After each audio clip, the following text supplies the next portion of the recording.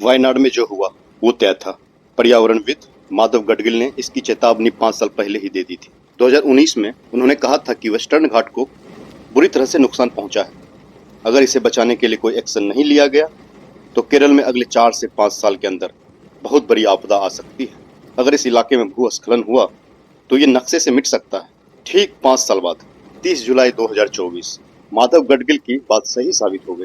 ऐसा नहीं है कि उन्होंने पहली बार इस तरह के खतरे के बारे में चेताया था। 13 साल पहले यानी कि 2010-11 में उनकी अध्यक्षता में बने पैनल ने केंद्र सरकार को एक रिपोर्ट सौंपी थी जिसमें कहा था कि वेस्टर्न घाट का इलाका इको सेंसिटिव जोन है। यहाँ कंस्ट्रक्शन और माइनिंग जैसे पर्यावरण को नुकसान पहुंचाने वाले एक्टिविटी तुरंत रोक देनी चाहिए। इसके बाद भी सब चलता रहा। जंगल काटकर चाय बागान बनाए गए, माइनिंग होती रही, वायनाड टूरिस्ट स्पॉट बना तो नए होटल और रिजॉर्ट्स भी बने। बीते 10 साल में वायनाड आने वाले टूरिस्ट 3 गुना से ज्यादा बढ़े। राहुल गांधी ने वायनाड से चुनाव लड़ा, तब इसे टूरिस्ट हब बनाने का वादा किया था। राहुल के सांसद बनने के बाद वायनाड में टूरिस्ट की संख्या 70% बढ़ गई। 30 जुलाई 2024 की रात हुई लैंडस्लाइड में सबसे ज्यादा तबाही वायनाड के मुंडकई गांव में पहुंची। यहाँ बहने वाली चेलियार नदी का पानी मुंडकई के अलावा चूरल माला, अट्टा माला और नूल पुझा से सब बहा के ले चली गई। 341 लोगों की मौत की खबर अभी तक आई है। 206 लोग अभी भी लापता और 9000 से ज्यादा लोग रिलीफ कैंप में आज रह रहे हैं। लैंडस्लाइड का सबसे ज्यादा असर वायनाड जिले के मुंडकई, चूरलमाला और मलप्पुरम जिले के नीलांबूर फॉरेस्ट एरिया में हुआ है। मुंडकई और नीलांबूर की दूरी करीब 90 किलोमीटर है। यहाँ 30 से ज्यादा डेड बॉडी मिली। 13 साल पहले आई माधव गडगिल रिपोर्ट में ये सभी इलाके इको सेंसिटिव जोन में घोषित किए गए थे। वायनाड जो कि एक पहाड़ी जिला है, वेस्टर्न घाट में आता है और यह केरल की माउंटेन रेंज है। माधव गडगिल की अध्यक्षता वाले पैनल ने अगस्त 2011 में केंद्र को रिपोर्ट सौंपी थी।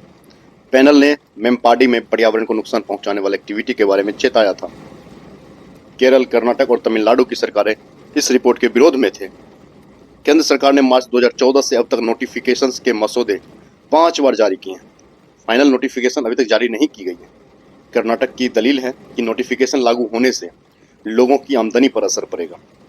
माधव गडगिल ने 2019 में चेताया था कि वेस्टर्न घाट को बुरी तरह नुकसान पहुंचा चुका है और कोई कार्रवाई नहीं हुई तो केरल को 4 से 5 साल में बड़ी आपदा झेलना पड़ सकता है। केंद्र में यूपीए की सरकार थी। कांग्रेस के सीनियर लीडर जयराम रमेश पर्यावरण मंत्री थे। फरवरी 10 में उन्होंने तमिलनाडु के कोटागिरी में मीटिंग बुलाई। इसमें गुजरात से केरल तक 1500 किलोमीटर लंबे वेस्टर्न घाट को हो रहे नुकसान पर चर्चा की। वेस्टर्न घाट को बचाने के लिए जयराम रमेश ने वेस्टर्न घाट इकोलॉजी एक्सपर्ट पैनल बनाया। चैनल का अध्यक्ष बने इकोलॉजिस्ट माधव गाडगिल। 2011 में पैनल ने एक रिपोर्ट सरकार को सौंपी। इस पैनल को वेस्टर्न घाट की इकोलॉजी और बायोडायवर्सिटी का आकलन करने और गुजरात, महाराष्ट्र, गोवा, कर्नाटक, केरल और तमिलनाडु तक फैली पूरी माउंटेन रेंज को संरक्षित करने के उपाय बताने थे। मार्च 2010 से अगस्त 2011 के बीच पैनल ने काम किया और 17 महीने बाद वेस्टर्न घाट पर एक रिपोर्ट तैयार की। रिपोर्ट में इस पूरे वेस्टर्न घाट को इकोलॉजिकल सेंसिटिव जोन घोषित किया गया था। इसमें आने वाले इलाकों को उनकी मौजूदा स्थिति और खतरे की प्रकृति के आधार पर 3 कैटेगरी में बांटा गया। इकोलॉजिकल सेंसिटिव जोन का 75% हिस्सा 1 और 2 कैटेगरी में आता है। इसमें वाइल्ड लाइफ सेंचुरी और नेचुरल पार्क आते हैं। यह पहले से प्रोटेक्टेड एरिया है। पैनल ने साउथ सेंट्रल वेस्टर्न घाट में आने वाले वायनाड को 1 और 2 कैटेगरी में बांटा था। गाडगिल पैनल ने वायनाड के कुल 18 इकोलॉजिकल सेंसिटिव एरियाज की पहचान की थी। इसमें मेमपाडी भी था। 30 जुलाई को इसी इलाके में लैंडस्लाइड हुई।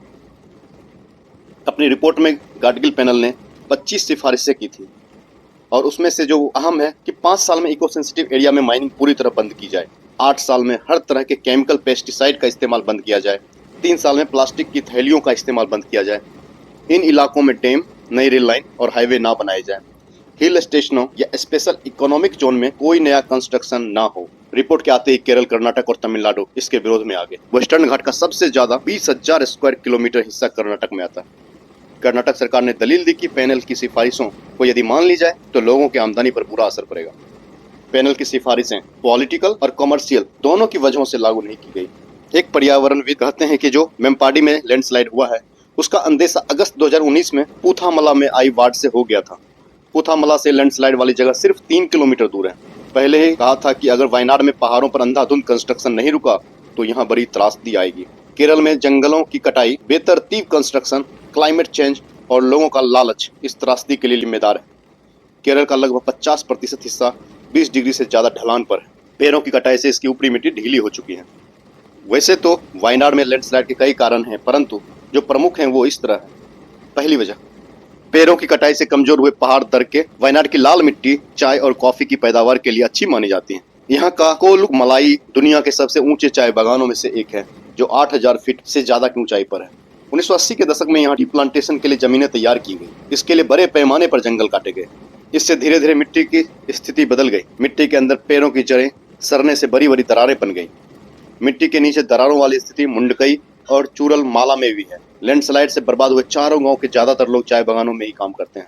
ये मुमकिन है कि दरारों से रिस कर अंदर गए पानी ने मिट्टी की पकड़ को कमजोर कर दिया है। दूसरी वजह, टूरिज्म के साथ बेतरतीब और बेतहासा बढ़ा कंस्ट्रक्शन। राहुल गांधी के सांसद बनने के बाद वायनाड टूरिज्म मैप पर आ गया। राहुल ने 2019 में यहाँ से चुनाव लड़ा। उन्होंने वायनाड को टूरिस्ट हब बनाने की बात कही थी। 2019 में 12 लाख टूरिस्ट वायनाड पहुंचे थे। 2023 में ये संख्या 18 लाख तक पहुंच गई। टूरिस्ट बढ़े तो जगह जगह पेड़ काटकर पहाड़ को समतल किया गया। यहाँ रिसोर्ट्स, होटल और लॉन्च बनाए गए। 2014 में वायनाड में सिर्फ 413 होटल थे। 19 में बढ़कर 553 हो गए और 24 में बढ़कर 1356 हो गए। राहुल के आने से वायनाड में टूरिस्ट की संख्या बढ़ने लगी। लोगों की आमदनी ज्यादा हुई और उनका लालच भी बढ़ता गया। बड़े होटल खुल गए। इससे लोगों को रोजगार जरूर मिला, लेकिन इसके लिए तेजी से जंगल काटे गए, पहाड़ तोड़े गए। अब नतीजा सबके सामने है। तीसरी वजह, माइनिंग से मिट्टी कमजोर हुई, तेज बारिश नहीं झेल पाई। वायनाड में लैंडस्लाइड के बाद केंद्र सरकार ने वेस्टर्न घाट में माइनिंग पर रोक लगा दी। गाडगिल पैनल की रिपोर्ट में भी इसकी सिफारिश की गई थी। केरल फॉरेस्ट रिसर्च इंस्टीट्यूट की रिपोर्ट में लैंडस्लाइड की वजह पहाड़ों पर माइनिंग को बताया गया। चूरनमाला से 4.5 किलोमीटर और मुंडकई से करीब 6 किलोमीटर दूर क्वारी में माइनिंग की जा रही थी, जहां खदानों में ब्लास्ट से कंपन होता है। इस एरिया की जमीन बहुत नाजुक है और तेज बारिश झेल नहीं सकती है। बड़े पैमाने पर खुदाई कर मिट्टी से पत्थर को अलग किया गया। पेड़ काटकर उनकी जगह कॉफी और चाय के पौधे लगाए गए। इससे पहाड़ कमजोर हुए। डिजास्टर मैनेजमेंट डिपार्टमेंट के मुताबिक वायनाड में लगभग 102 square kilometre area extreme landslide, 196 square kilometre area moderate landslide वाला है। चौथी वजह, टनल बनाने के लिए ब्लास्ट। इससे पहाड़ कमजोर हुए। कोझिकोड से वायनाड तक बन रहा रोड प्रोजेक्ट वेस्टर्न घाट की पहाड़ियों से गुजरेगा। इसमें बनने वाली टनल भारत की तीसरी सबसे लंबी सुरंग होगी। इस टनल की लंबाई 8.2 किलोमीटर होगी। ये सड़क लैंडस्लाइड वाले मेमपाडी से भी गुजरेगी। इसके बन जाने से अनक्कमपोइल और मेमपाडी के बीच की दूरी 42 किलोमीटर से घटकर 20 किलोमीटर से भी कम रह जाएगी। साथ ही वायनाड से कालीकट पहुंचने में 1 घंटा कम लगेगा। पांचवी वजह, लगातार 48 घंटे भारी बारिश। मुंडकई से लगभग 5 किलोमीटर दूर कल्लड़ी से रिपोर्ट किए गए रेन गेज डेटा के मुताबिक पिछले 30 दिन में इस एरिया में औसतन 1830 मिलीमीटर बारिश हुई। हालांकि लैंडस्लाइड वाले एरिया में पहले 24 घंटे में 200 मिलीमीटर बारिश हुई और अगले 24 घंटे में 372 मिलीमीटर बारिश हुई, यानी सिर्फ 48 घंटे में 572 मिलीमीटर पानी बरसा। इससे नदी में बाढ़ आई। पर्यावरणविद का कहना है कि इसकी भी जांच होनी चाहिए कि कहीं बादल तो नहीं फटा था। सरकार ने कहा बारिश की चेतावनी दी थी, लोग बोले झूठ है। केरल सरकार के मुताबिक लैंडस्लाइड से पहले शाम को मुंडकई और चूरनमाला के लिए फ्लड वार्निंग जारी की गई थी। हालांकि इस त्रासदी में जिंदा बचे मुंडकई के मोहनदास इसे गलत बताते हैं। वे कहते हैं कि अगर हमें बताया गया होता तो क्या हम मरने के लिए यहाँ रहते? प्रशासन सही काम करता तो आज हम बेघर नहीं होते। राहुल और प्रियंका गांधी पीड़ितों से मिलने के लिए वायनाड पहुंचे थे। उनसे मिलने वालों में मुबारक भी शामिल था। मुबारक कहते हैं टूरिज्म ने हमारे शहर को बर्बाद कर दिया।